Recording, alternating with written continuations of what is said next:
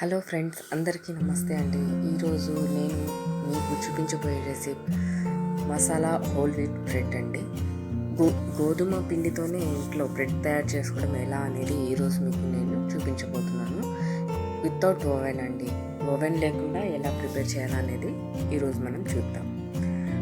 Fermentation కోసం ముందుగా మనం ఈస్ట్ ప్రిపేర్ చేసుకుందామండి. గోరువెచ్చని పాలు తీసుకున్నాను, నేను 1 కప్ తీసుకున్నాను. అందులో 1.5 స్పూన్ ఈస్ట్ని యాడ్ చేశానండి. యాడ్ చేసి బాగా మిక్స్ చేయండి. మిక్స్ చేసిన తర్వాత కొంచెం 1 చెంచాడు షుగర్ తీసుకున్నానండి, చక్కెరని.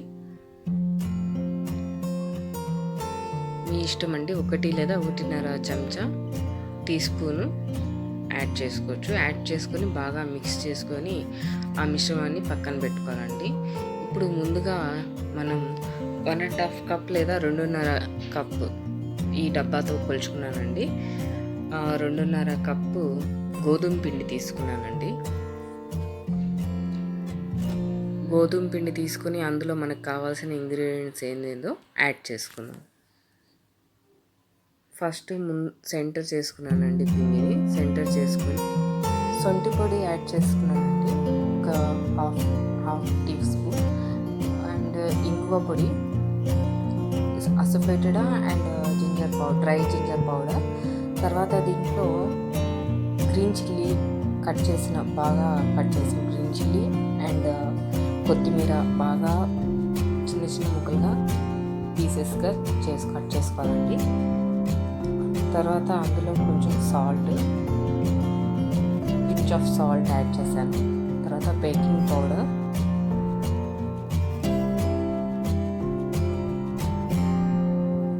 కొంచెం ఒక పించ్ ఆఫ్ లేదా మీ టేస్ట్ని బట్టి ఒక half teaspoon baking powder తీసుకున్నానండి ఇందులో.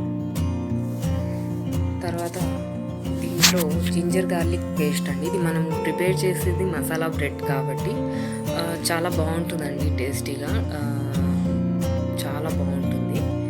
సో ఈ మిశ్రమాన్ని అన్నిటిని బాగా కలుపుకున్న తర్వాత దీంట్లో నేను ఆల్రెడీ ప్రిపేర్ చేసి పెట్టుకున్న ఈస్ట్ని ఏదైతే ఫర్మెంట్ చేసి పెట్టుకున్నానో ఆ మిల్క్ పౌడర్ని, ఆ ఈస్ట్ పౌడర్ మిశ్రమాన్ని దీంట్లో మిక్స్ చేసి బాగా కలుపుకుంటానండి. బాగా ఫర్మెంట్ అయిపోయింది కదండి, చూస్తున్నారు కదా, బాగా పైకి వచ్చింది ఉబికి. సో ఈ మిశ్రమాన్ని బాగా మిక్స్ చేసుకున్న తర్వాత కొంచెంగా వాటర్ మిక్స్ చేస్తానండి. మన డో కూడా చాలా స్మూత్గా ఉండాలి, ఎక్కువ స్టిక్కీగా ఉండకూడదండి మన డో. చూడండి ఎలా ఉండాలో నేను ఇప్పుడు మీకు చూపిస్తాను.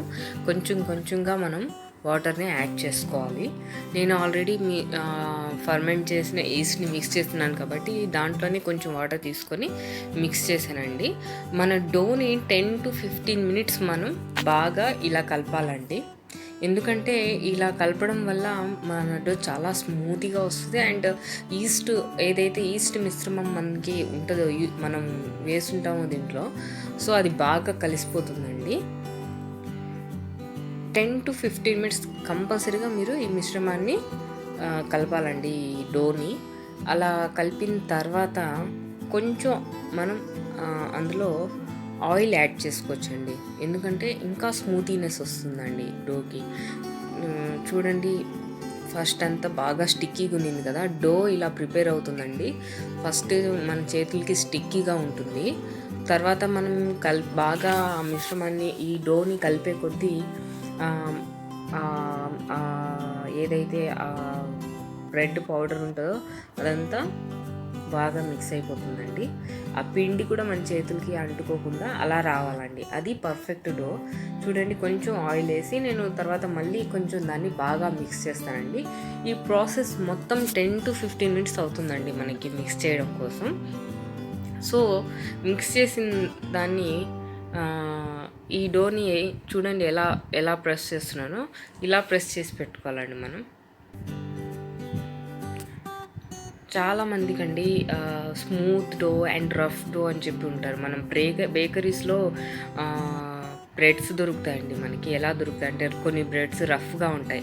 మనం రెస్టారెంట్స్‌కి వెళ్ళినప్పుడు కూడా మనం గార్లిక్ బ్రెడ్ అని తింటాం. మీకు ఐడియా ఉంటదని నేను అనుకుంటున్నాను.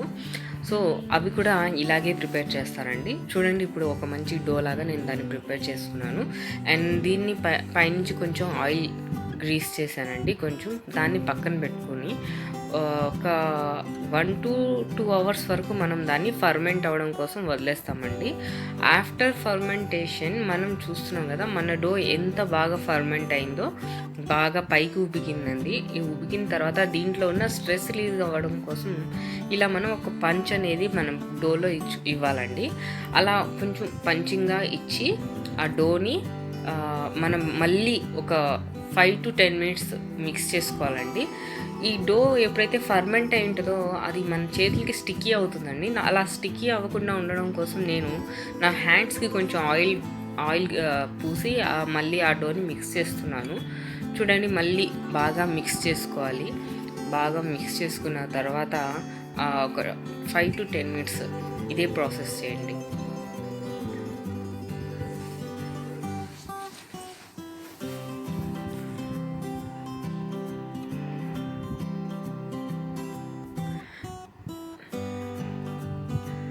దీంట్లో మన గ్లూటెన్ అనేది రిలీజ్ అవ్వకుండా మనం దీన్ని మిక్స్ చేసుకోవాలండి. ఎక్కువసేపు ఒకసారి ఫర్మెంట్ చేసిన తర్వాత ఎక్కువసేపు మనం దాన్ని మళ్ళీ మిక్స్ చేయకూడదు. జస్ట్ 5-10 మినిట్స్ చాలండి, ఇంకేం అవసరం లేదు. తర్వాత దీన్ని నేను గార్నిష్ చేయడం కోసం, పైనుంచి గార్నిష్ చేసుకోవడం కోసం కొంచెం కొత్తిమీరని కట్ చేసి చాప్ చేసి మళ్ళీ దాని మీద గార్నిష్ చేస్తాను. అండ్ కొంచెం వీట్ పౌడర్ ఉంటుంది కదండి, గోధుమ పిండితో, దాంతో కూడా గార్నిష్ చేస్తాను అండి. చూడండి 5-10 మినిట్స్ ఇలా చేసుకోవాలి, లేదా 5 మినిట్స్ చాలండి, దానికి మోర్ అనమాట. ఎక్కువ ఇది చేయకుండా దాన్ని ఇలా కలుపుకోవచ్చు.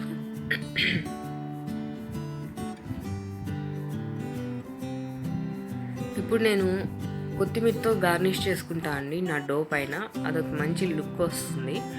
కొత్తిమీర అండ్ వీట్ పౌడర్, అదే ఏమంటారు, గోధుమ పిండితో బాగా మిక్స్ చేసుకుంటాను. చూడండి బాగా వచ్చింది కదండి, ఎంత బాగుంది గ్రీన్ కలర్లో.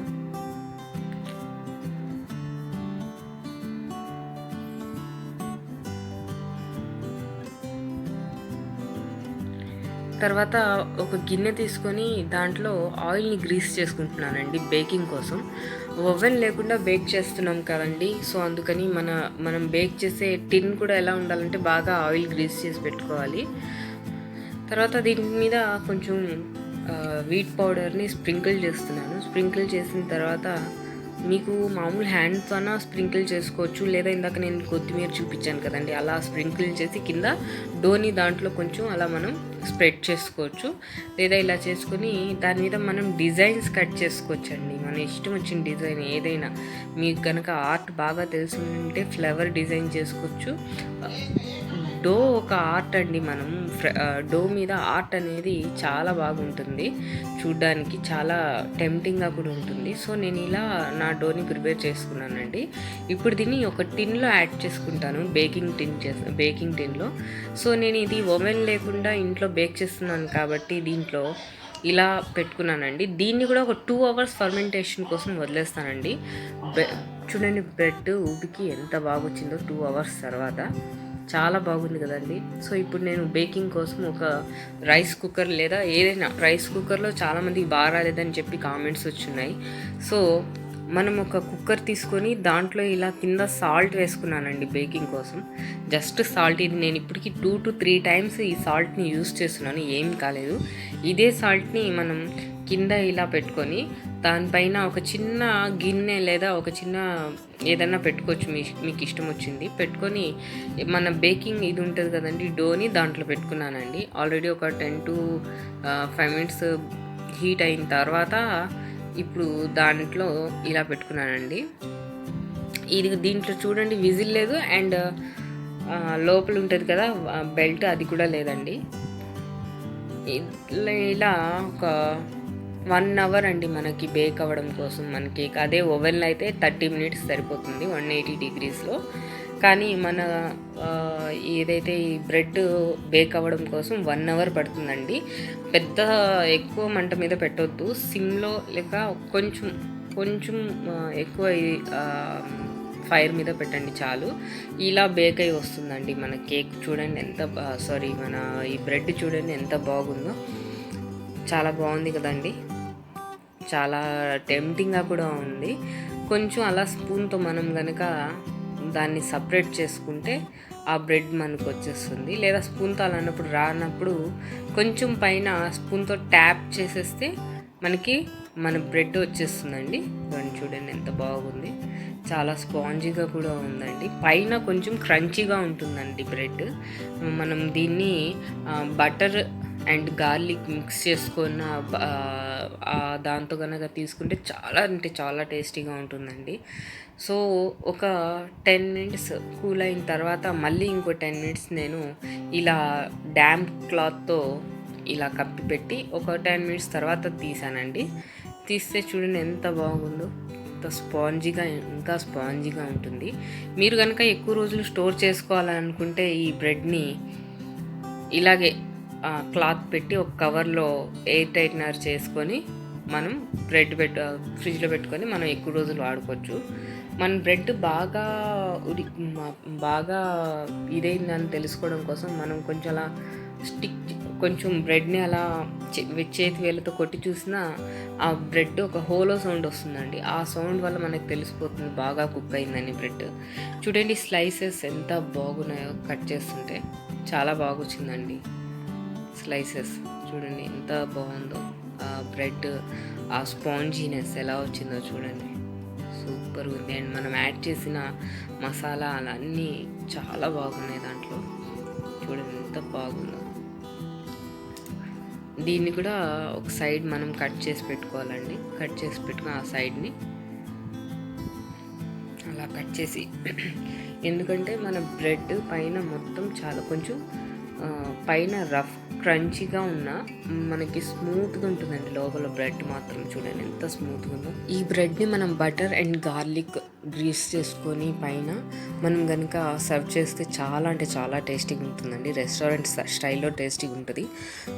ఫ్రెండ్స్, నా వీడియో మీకు నచ్చినట్టయితే కంపల్సరీగా లైక్ చేయడం, షేర్ చేయడం అండ్ సబ్స్క్రైబ్ చేయడం మర్చిపోకండి friends. Thank you friends. Thank you for watching.